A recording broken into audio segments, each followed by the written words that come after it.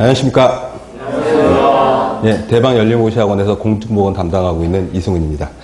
오늘은 지난 6월 23일 날 있었던 서울지방직 공중보건학 문제를 한번 풀어보도록 하겠습니다. 공개된 문제여서 문제 정답 다 완벽하게 나와 있고, 그리고 좋은 문제들이 꽤 있는 그런 시험이어서 문제를 받아보시고 풀이를 같이 한번 해보도록 하겠습니다. 문제 풀기 전에 우선 이번 서울지방직 문제는 굉장히 좀 출제 비율이 예년에 비해서 좀 달랐습니다.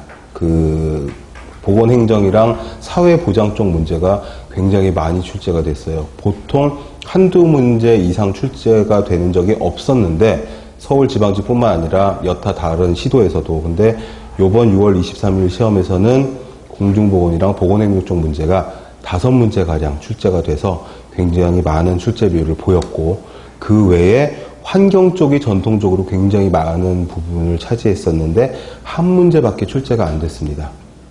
그래서 어쩌면 파격이면 파격이랄 수 있는 그런 출제 범위를 자랑하는 그런 시험이어서 한번 제대로 한번 풀어볼 그런 생각이 들었죠. 자, 1번부터 먼저 보시겠습니다.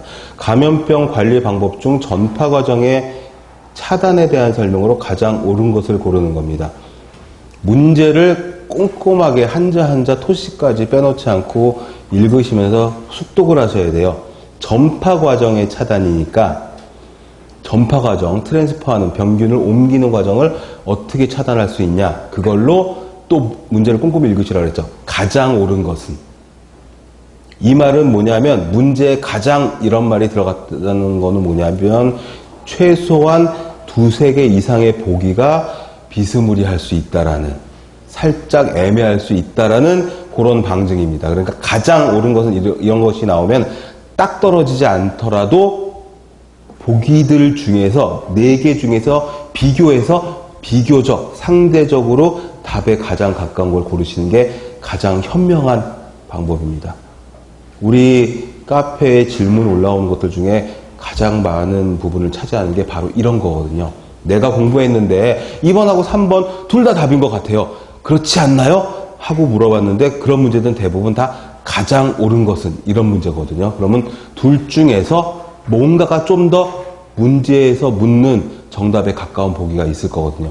그걸 구분하라는 겁니다. 자, 정답은 공개된 바와 같이 1번입니다. 1번. 다 1번이라고 생각을 하시죠? 왜 그러냐면 1번만 전파를 차단할 수 있는 그런 손쉬운 방법이고, 2번은 왜입니까? 살처분하는 건 그쵸, 전파를 차단할 수 있지만 가장 옳은 방법은 아니죠. 그쵸? 살처분하고 예방접종하는 거 물론 그렇지만 가장 옳은 방법은 손 씻기, 마스크 착용, 이런 것들을 통해 가지고 그 감수성자가 관리가 되고 개인의 면역이 증강이 되고, 요렇게 그 가장 간편한 방법으로 되는 겁니다. 그 다음에 그 감시 체계를 강화하고 이런 것들은 전파 과정의 차단이라기보다는 어떤 그 관청에서 할 수 있는, 정부에서 할 수 있는 대책이 아니냐, 이렇게 볼 수가 있습니다. 사실 2, 3, 4번 전부 다 개인적인 또는 그 단순한 전파 과정이라기보다는 2, 3, 4번은 어떤 그 정부에서 행할 수 있는 정책적인 측면이 좀 강한 거다, 이렇게 볼 수가 있겠고요. 그러니까 어떤 카테고리로 분류를 해도 1번을 정답으로 고를 수 있다라는 겁니다. 2번, 요게 이제 보건행정 쪽에서 많이 나오는 건강신념 모델이죠. 헬스 빌리프 모델 HBM입니다. 이거 건강 믿음 모형에서 맞게 짝지은 거. 딸아이의 금연 독촉이 장애 요인이다. 장애 요인은 뭐죠? 행동의 결과가 부정적인 측면을 가져왔냐, 뭐 이런 것들을 보는 거죠. 아니고, 흡연은 폐암의 원인이라는 점을 강조한다. 이게 심각성을 인지하는 거죠. 이게 정답입니다. 질병에 걸리게 되면 매우 큰 결과가 올 거라는 거를 예측하는 거. 그걸 생각하는 게 질병의 심각성 인지고 정답이고, 흡연자 동료 계기는 이건 뭡니까? 흡연의 계기가 되는 게 이건가요? 이건 말도 안 되는 거고, 그 간접 흡연도 건강에 해롭다는 점을 강조하는 것은 유익성, 이익성이 아니죠. 이것도 역시 심각성이죠. 괜찮죠? 문제들이 현재까지 괜찮습니다. 자, 3번 국민 의료비 상승 억제를 위한 수요 측 관리 방안으로, 수요 측 관리 방안은 누구를 말하는 겁니까? 수요 측은 환자 쪽이죠. 환자 쪽.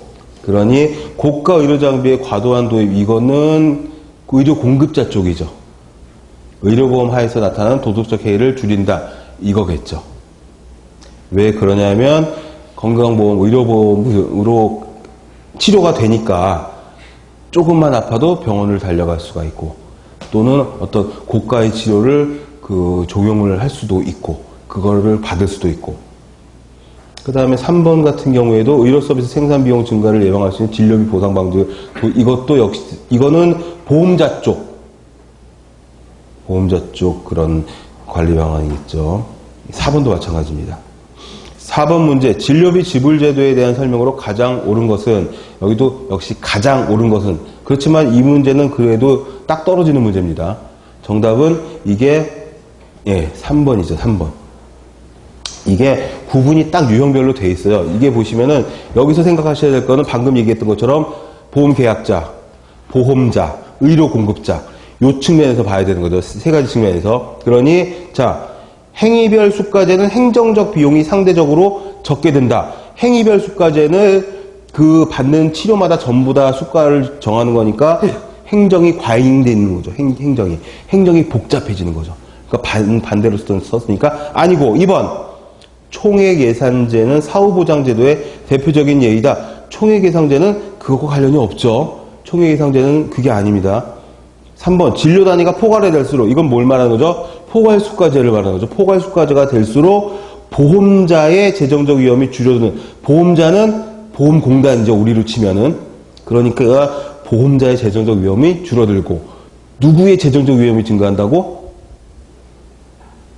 의료 공급자의 재정적 위험이 리스크가 증가한다고 이렇게 되어 있어요.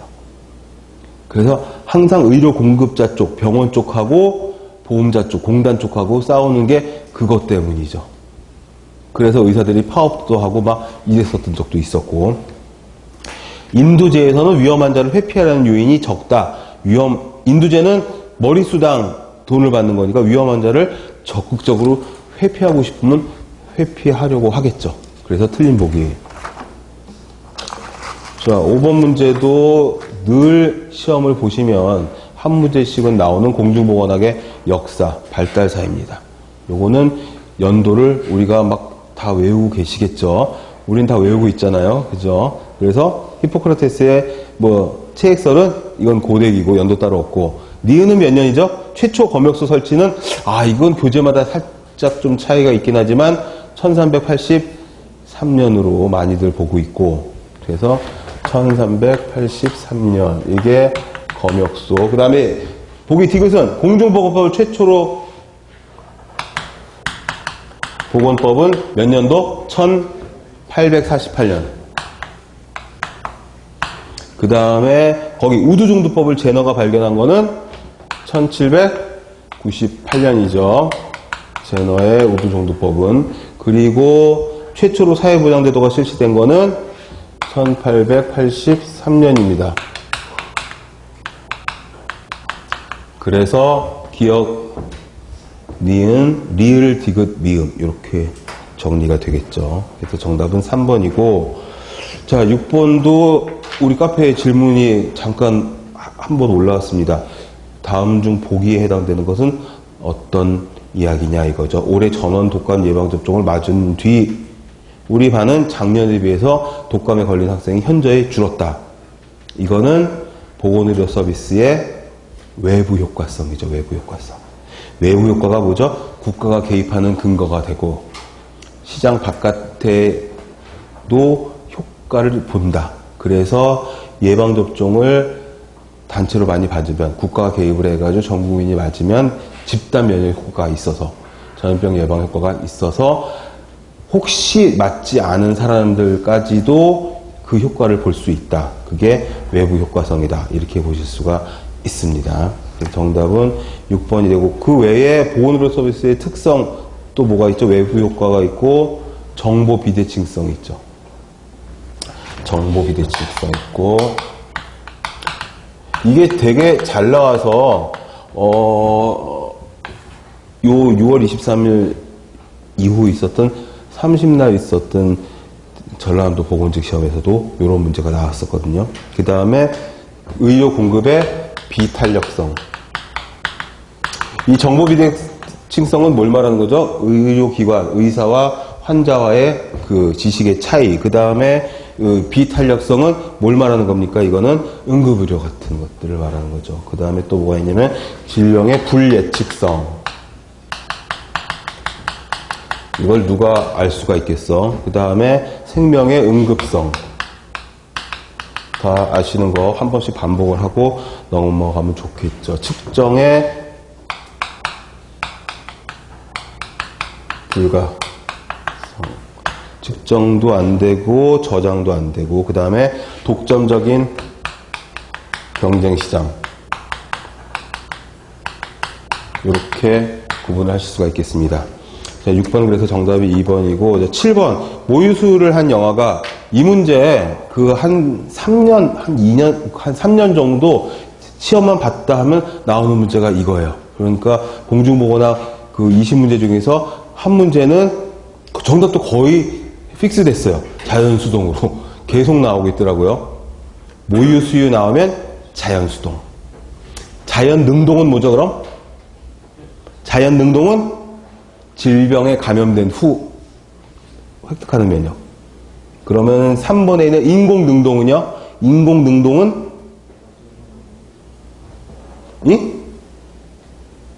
인공제재를 투여해서 그래가지고 그 질병에 대한 그 면역력을 얻는 거죠. 인공수동이 그 백신 중에서도 면역 글로불린 같은 항체를 받는 거죠. 항원을 받는 거가 인공능동이라고 하면, 그러니까 일반적으로 사균 백신, 생균 백신 이런 백신들이 인공 쓸게요.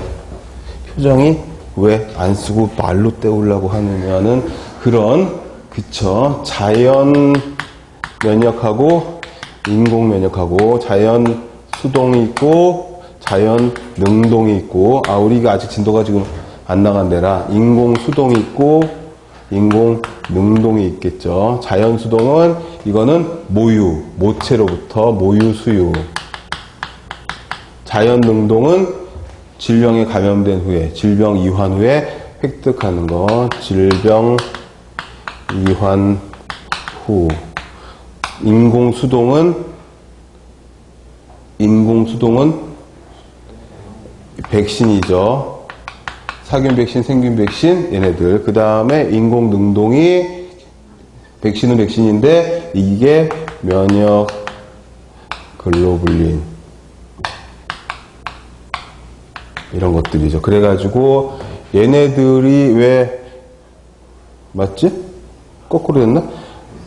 바뀌었는데도 아무도 얘기를 안 하고 고개를 끄덕끄덕 하면서 그러고 있는 건 뭐죠? 지금 이렇게 되는 거죠. 그치? 그렇잖아. 예. 인공수동이 얘는 항체를 그냥 넣어주는 거죠. 그래서 얘네들은 예방접종보다는 치료 효과를 보는 거고, 항체를, 만들어져 있는 항체를 넣어서 응급의료 효과를 볼 수도 있는 거고, 얘는 이제 백신을 집어넣어가지고 항원항체 반응을 통해서 네가 항체를 만들어라. 뭐 이렇게 되는 겁니다. 약간의 차이는 있으나 그렇게 정리하시면 되겠고, 되게 많이 나오는 겁니다. 근데 얘가 나올지 모르지만 아무튼 쉬운 분류니까 알아두시고, 그 다음에 8번 문제가 고민하신 분들이 좀 있으신 것 같아요. 대사성 증후군의 진단 기준 항목으로 가장 오른 거. 이것도 가장 오른 겁니다. 수치가 딱 떨어지진 않지만 비교적 가까운 범위 내에 있으면 그걸 정답으로 삼으라는 겁니다. 왜 그러냐 하면 1번에 허리둘레 남자는 90cm 이상, 여자는 85cm 이상 이렇게 되어 있잖아요. 요게 이제 대한의학협회에서 대사성 증후군 진단 기준에 90cm 이상 남자, 여자 80cm 이상 이렇게 되어 있거든요. 그래서 그걸 외우신 분들은 85cm 이상을 맞다고 해야 되나 틀리다고 해야 되나 막 고민을 하신 분들이 있었고, 중성지방 2번 보기, 정답은 1번입니다. 중성지방 수치가 100mg/dL. 이거는 딱 떨어지죠. 대사성 증후군의 진단 기준은 150입니다. 150. 150mg/dL 이상인데 100 이상이라고 했으니 틀린 보기. 그 다음에 혈압이 있습니다. 혈압은 수축기 이완기가 120, 80 이상. 이건 너무 타이트한 거죠. 120, 80이 딱 정상범위인데 대사성 증후군은 130에서 85예요.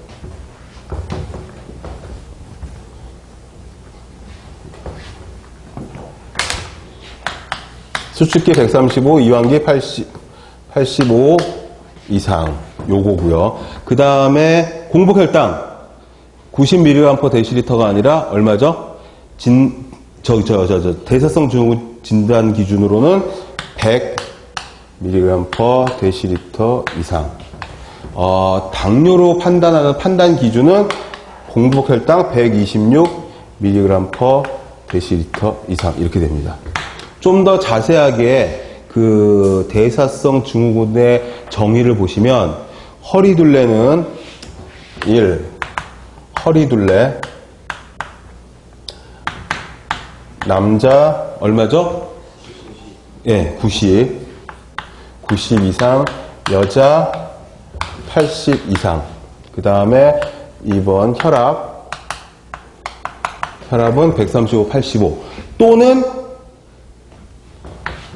또는 고혈압 약 투약 중.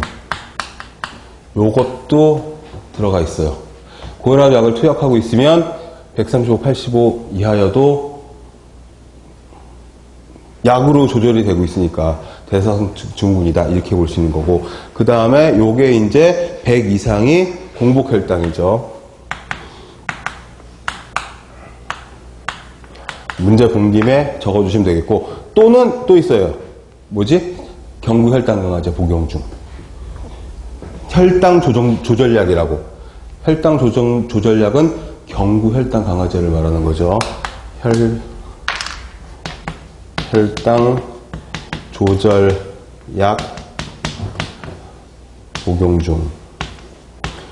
혈당 조절약을 먹고 있으면 공복혈당이 막 200 넘는 사람들도 100 이하로 나올 수가 있으니까 대사성 증후군에 안 잡힐 수 있으니까 단서 조항을 넣은 거고, 그 다음에 얘는 살짝 지우고요. 그 다음에 몇 가지 더 있어요. 이 보기들 말고 또 뭐가 있냐면 이제 중성지방은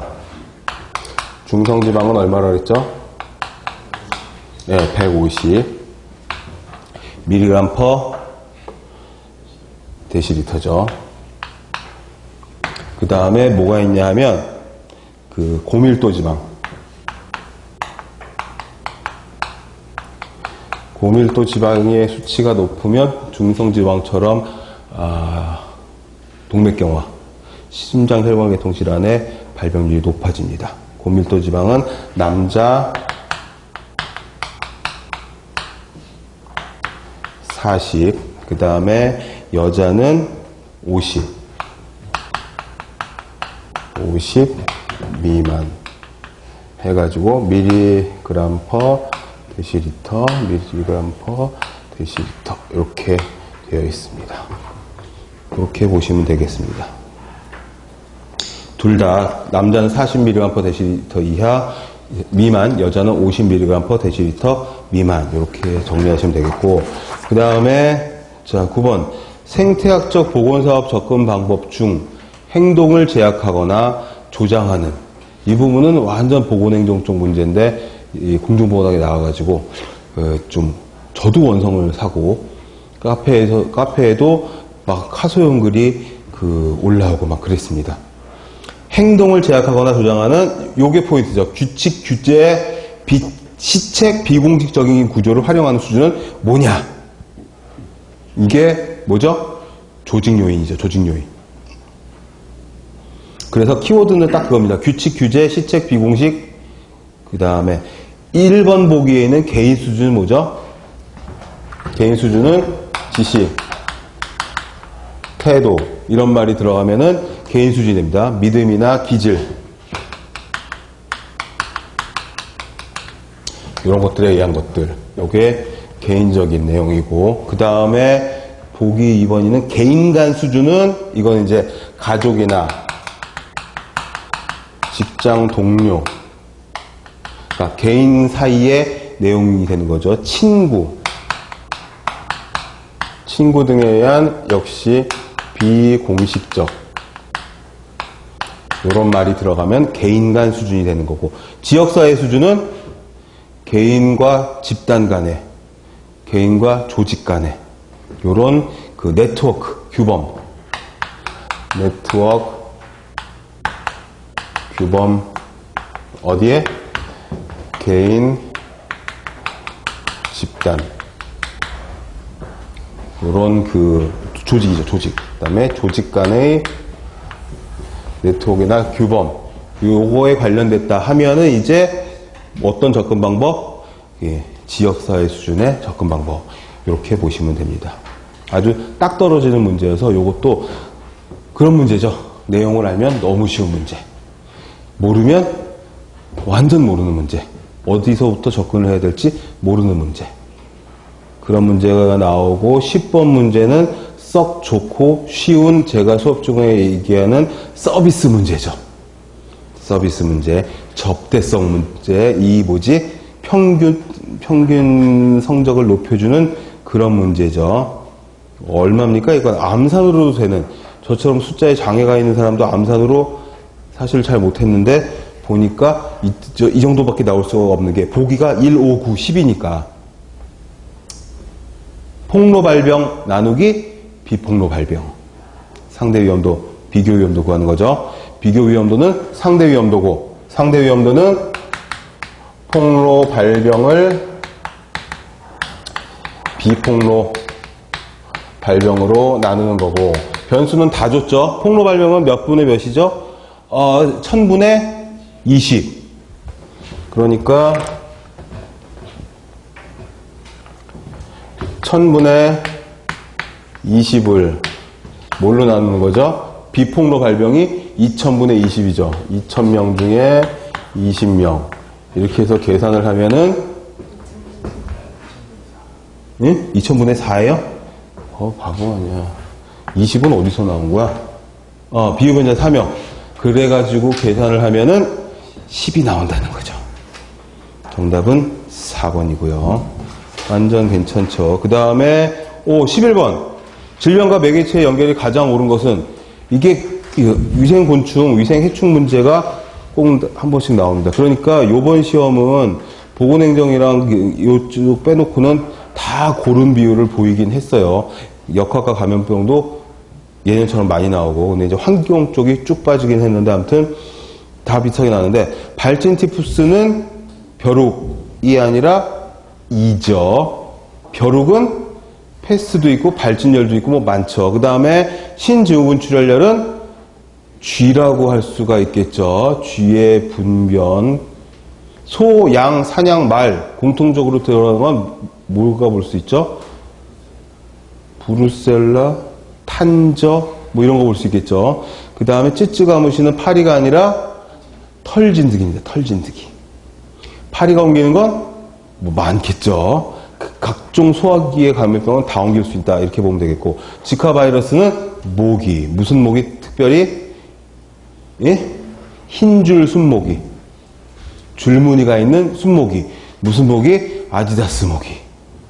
있죠. 얘네들은 딱히 야행성도 아니죠. 그리고 얘네들은 굉장히 호전적이고 뭐라 그러지? 좀 어그레시브한 그런 이 모기여서 쫓아도 계속 달려오고, 뛰어가면 막 쫓아오고, 굉장히 그 전투적인 그런 모기라고 할 수 있죠. 청바지도 뚫는다는 뭐 그런 괴담도 있고. 아무튼 4번이 맞습니다. 그 다음에 12번. 보기에서 설명하는 대표적인 식중독 원인 바이러스는 무엇일까요? 우리나라 질병관리본부에서 1999년부터 검사를 시작하였다. 저온에 강하여 겨울철에도 발생한다. 딱 2줄밖에 안 준 거죠. 보통 서너 줄씩 주는데. 그래서 질병관리본부에서 몇 년부터 검사를 했는지 잘 모르겠으나, 저온에 강해서 겨울철에도 발생한다만 보고, 보기를 봐도 일단 1번은 아니잖아요. 이거는 어패류 여름철이니까. 살모넬라 얘기가 나올 것 같으면은 그래도 가축이나 가금류, 고열 이런 게 나왔어야 할 텐데 비브리오는 비브리오, 장염 비브리오 이걸 말하는 거겠죠. 이게 그냥 문제 그대로 제출이 된 거니까 장염 비브리오라든지 우리 방금 했던 뭐 비브리오 폐혈증이라든지 이런 걸 그냥 비브리오 그러면 호염성이니까 이것도 여름철로 볼 수가 있겠죠. 노로바이러스가 이게 아마 좀 시사성이 있는 문제로 나온 것 같아요. 평창올림픽 때 노로바이러스 때문에 난리가 났었으니까. 그래서 검색을 해봤더니 99년에 노로바이러스에 의한 집단 설사 사례가 보고가 돼가지고 이때부터 유전자 검사를 실시하고 했답니다. 정답은 4번이고요. 13번 역학 문제죠. 일정한 인구 집단을 대상으로 특정 시점이나 기간 내에 그러면 끝났죠. 볼 것도 없이 단면조사입니다. 단면조사. 우리 역학 파트 진도 나갈 적에 그 도표 보고 살 거지만 이게 단면조사죠. 그 다음에 이쪽은 전향성, 이쪽은 후향성. 그래가지고 일반적으로 환자 대조군이 일반적으로 대표적인 후향성. 코호트가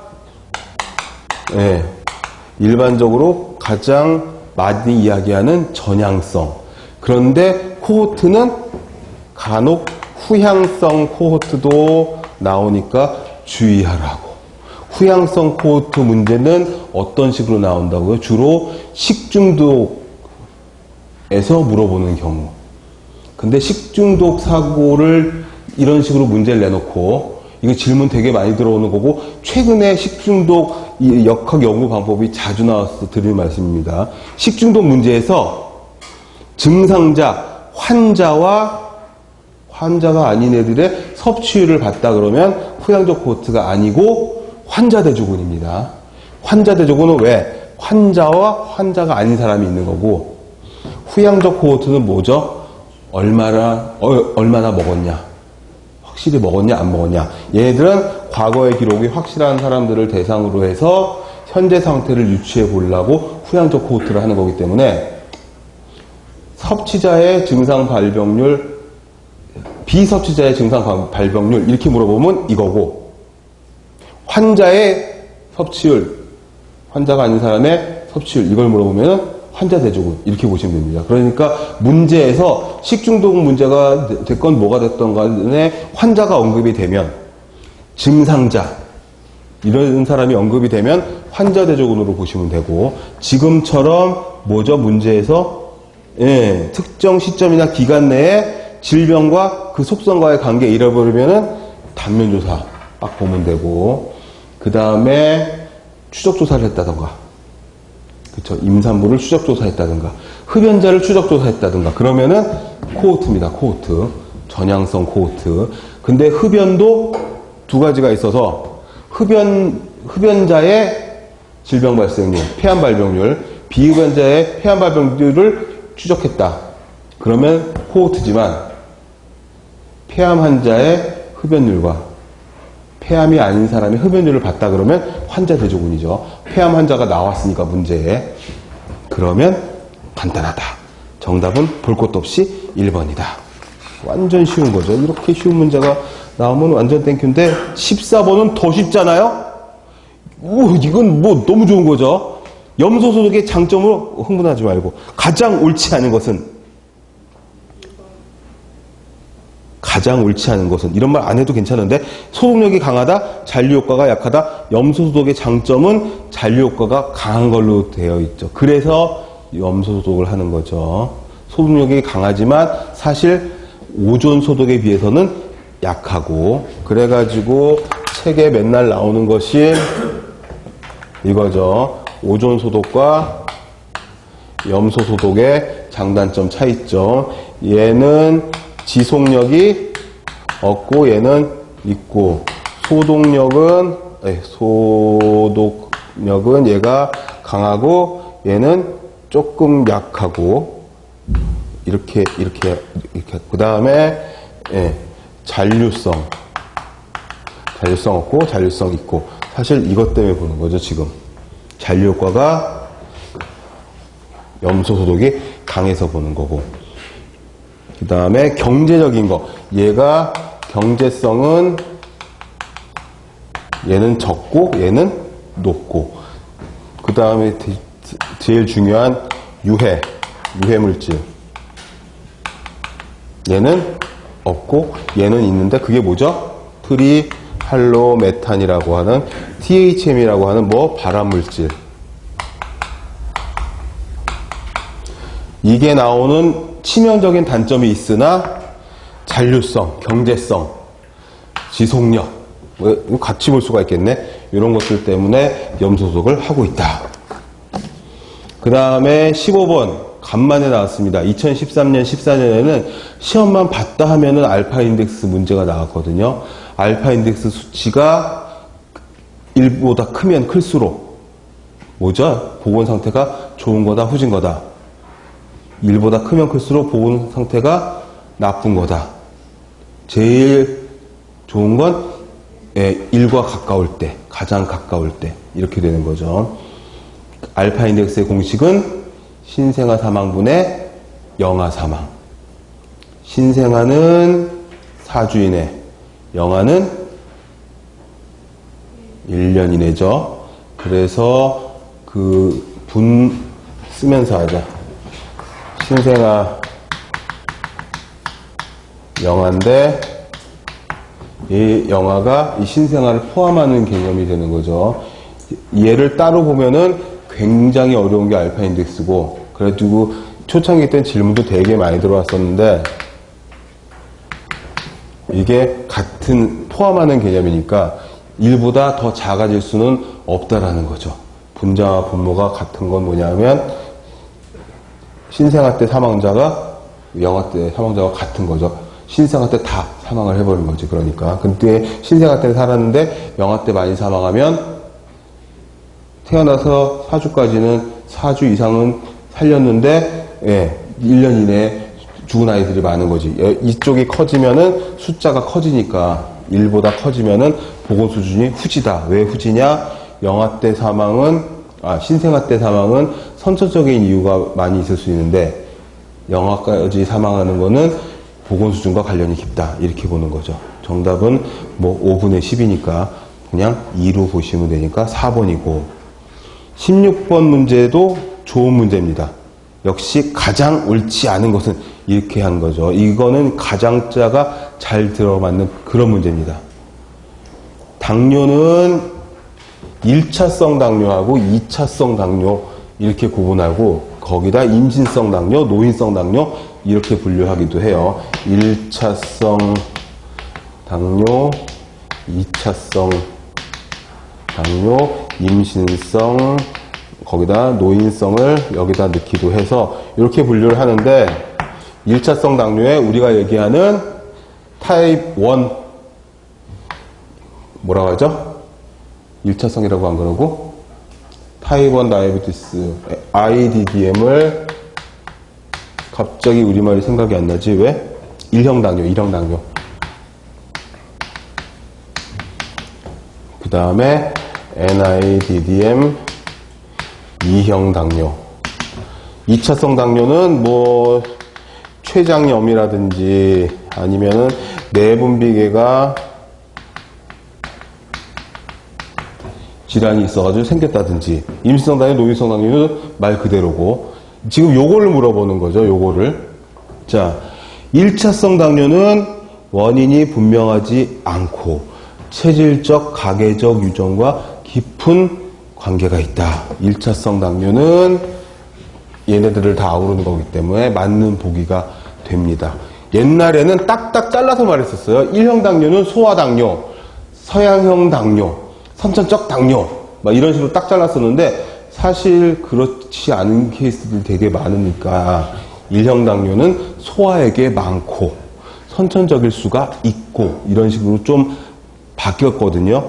범위를 넓혀가지고 1차성 당뇨는 맞는 복입니다. 다 섞여서. 그 다음에 2형 당뇨는 주로 성인형, 얘네들은 우리나라 사람들에게만은 동양형 뭐 이런 식으로 얘기를 했었거든요. 그리고 1형 당뇨 같은 경우에는 이 인슐린에 거기 보기 3번에 있는 인슐린 양이 감소하는 경우 대한당뇨학회에서 이런 식의 언급을 해놨어요. 그걸 그대로 가져다가 문제에다 집어넣은 거죠. 그 다음에 4번 보기 보시면은 소아형 당뇨 그게 이거거든요. 넌 인슐린 디펜던트 요거 NIDM 같은 경우에 기능장애 일반적으로 그렇게 얘기를 합니다. 그래서 3번, 4번, 1번이 다 맞는 보기가 되고 2차성 당뇨 같은 경우에는 아니죠. 얘네들은 특정 질병이 원인인 경우입니다. 보통 쿠싱 증후군이라든지 말단 비대증, 거인증이라고도 하죠. 또는 췌장염이라든지 만성 췌장염.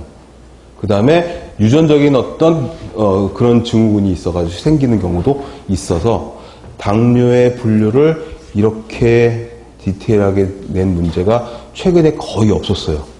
당뇨 문제가 쉬운 게 많았거든요. 근데 이 문제는 좀 좋은 문제. 그 다음에 17번 문제 굉장히 좋죠. 너무 쉬운 문제죠. 너무 쉬워서 시험장에서 고민했던 사람들도 아마 있었을지 몰라요. 함정이 있는 게 아닌가 해서 너무 쉬우면 그럴 수 있으니까. 일산화탄소 물질 연소 초기와 말기에 그래서 환경위생에서 얘기하잖아요. 그쵸? 그 자동차가 공회전할 때 일산화탄소가 제일 많이 나오는 걸로 돼 있고 그 다음에 그 난방 같은 거 할 적에 연소 초기 그 다음에 끌 때 이럴 때 제일 많이 나오는 걸로 돼 있어요. 이게 1번이 답이고 무생무미 무치 맞는데 무자극성이죠. 무자극성. 이거는 뭐 눈치를 때려 맞출 수도 있는 거고 헤모글로빈과 결합력이 산소에 비해서 250배, 300배 높다. 낮다를 높다로 바꿨고 4번 신경이상 마비, 식욕감퇴 등의 후유증이 나타나지요. 좋은 문제. 그 다음에 18번 우리나라에서 가장 많이 발생하는 포도상구균 식중독에 대한 설명으로 가장 옳은 것은 우리가 방금 2017년 통계를 봤는데 아니었는데 16년도 아니었는데 아무튼 문제가 이렇게 나왔는데 문제 가지고 따지면 안 되죠. 정답은 자 보면 신경계 주증상 이게 사망률이 높다. 클로스트리dium 보툴리늄. 다른 식중독에 비해서 발열 증상이 거의 없는 것은 이게 정답. 그리고 잠복기가 가장 짧은 걸로 되어 있다. 흔하고 화농성 질환이 있는 사람은 조리를 해선 안 된다. 황색 포도당구균은 열에 약하지만 걔가 내놓는 장독소, 엑소톡신인 장독소는 열에 매우 강하다. 3번 원인물질은 장독소로 120도에서 20분간 처리하면 파괴되지 않는다죠. 않는다. 원인식품은 밀봉제품, 통조림, 소시지, 통조림 식중독이라는 별명을 갖고 있는 건 보툴리늄 식중독. 그러니까 1번, 4번은 다 보툴리늄 식중독의 설명이고 19번 이 문제가 옛날에 똑같은 문제가 있었죠. 그대로 한 글자도 안 틀리고 우리 카페에 폐결핵으로 검색을 딱 치면 똑같은 문제 나오고 똑같은 해설 나옵니다. 4번에 소아의 폐결핵 집단검진 순서는 이거 결핵협회에 나와 있는 문헌이거든요. 투베르클린 반응 검사, 직접 촬영, 간접 촬영. 그 다음에 성인은 왜 결핵협회를 언급했냐면 폐결핵 집단검진 소아의 경우, 성인의 경우가 책마다 조금씩 차이가 있어서 그래서 결핵협회를 제가 언급을 한 건데 이 19번 문제가 거기 있는 그대로거든요. 성인은 X선 간접 그 다음에 뭐죠? 그 다음 이렇게 해야지. 직접 그 다음에 객담 검사죠. 그 다음에 그 4번이고 자 20번 이 문제 괜찮죠?